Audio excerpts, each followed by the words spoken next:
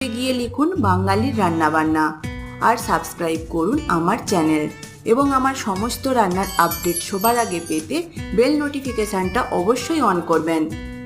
আজ আমি বানিয়ে দেখাবো শুক্তো। তাহলে দেখে নিন শুক্তো বানাতে কি কি লাগছে।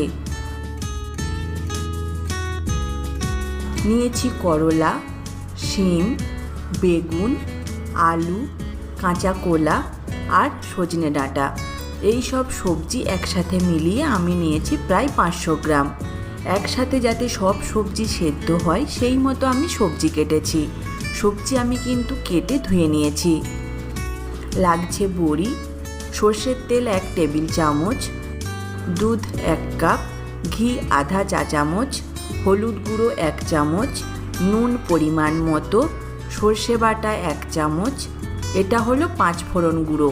1 চামচ 5 ফোড়নকে আমি শুকনো কড়াতে